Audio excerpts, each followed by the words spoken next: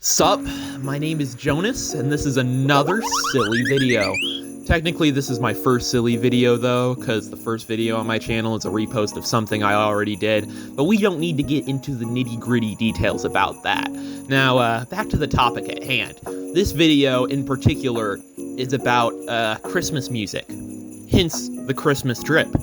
Particularly Christmas music that I really actually enjoy, because it's always good to look at the positive in everything, even Christmas music, which has a certain reputation for being bad and not good. So let's get into it with Phil Spector and some of his pleasing wall of sound production. Now, just to preface, I am aware of all the illicit and disgusting behavior this hobbit-looking MF has been up to. He's truly one of the most evil men in pop music history, and it's important to acknowledge that.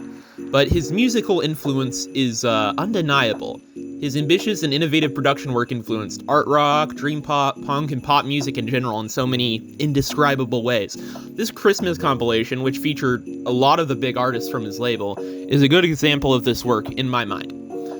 There's a reason why it's one of my, and a lot of other people's, personal faves. It's truly fantastic, musically speaking.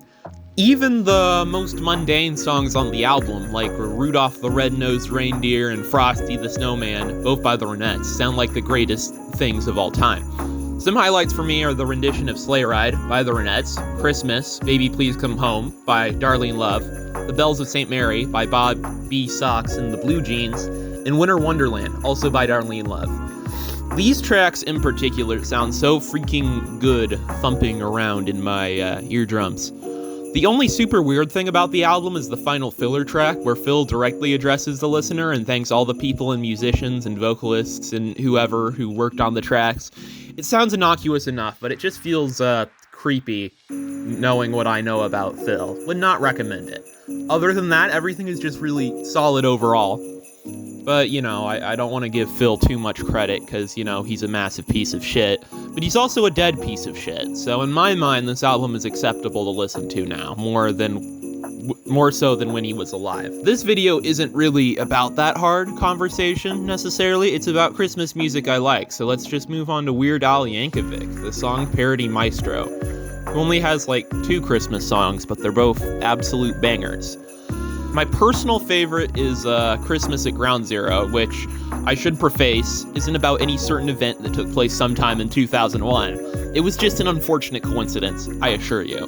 But the lyrics have aged like a fine, weird wine, and still remain funny, even almost 40 years later. So that's pretty cool. The production is also a very interesting and catchy Phil Spector pastiche, which just ties everything together. To call it a product of its time, that time being the Reagan era of American foreign policy, would be accurate, but I mean that as a compliment. It's just a very good product. Al also made The Night Santa Went Crazy in the 90s. The synopsis of this song is basically Santa goes postal and engages in some casual domestic terrorism. Okay, I'm going a little off topic, but isn't it funny and sad that we as an American society have slang for this sort of thing because it happens so often? Back on topic. I can't confirm this necessarily, but I think there's also references to the happenings at Waco, maybe, in the song, that sort of thing, which is pretty interesting. But I like Christmas at Ground Zero a little more. Nothing against this song in particular, it's a matter of personal preference. I'm just more of a sucker for that wall of sound production. So now we get to the point where you, the hypothetical viewer, may be wondering, what in the mind of this goofy, silly individual with 3 YouTube subscribers, a goofy Twitter account, a silly, crazy SoundCloud, yes, this is a plug, and a horrid upload schedule. What in his mind constitutes a good Christmas song? Well, here's what I think. The less about Christmas it is, the better it is.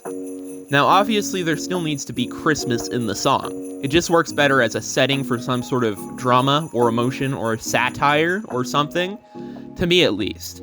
If there is a song that's just straight Christmas, Christmas, Christmas, then it just doesn't compute in my mind.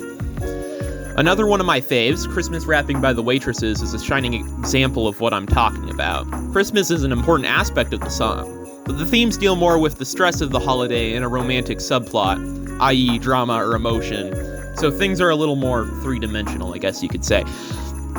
Now, keep in mind there are exceptions to this silly rule that I just made up, like that Phil Spector Christmas album, for instance. There's so much Christmas in that album, but the way in which that Christmas is expressed is through very exquisite vibes. Now, back to the topic at hand.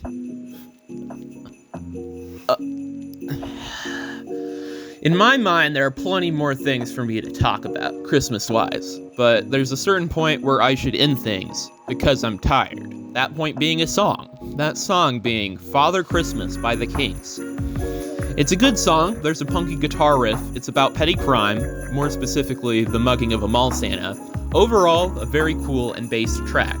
The bell arrangements are also enjoyable, I guess you could say they're pretty tubular. Now I should preface that the song is British, just in case y'all are sensitive to that, but in this particular case, the song being British doesn't count against it, in my opinion. So yeah, I guess that's the end of the video. Merry non-denominational Christmas, happy holidays, happy New Year, etc., etc., bye.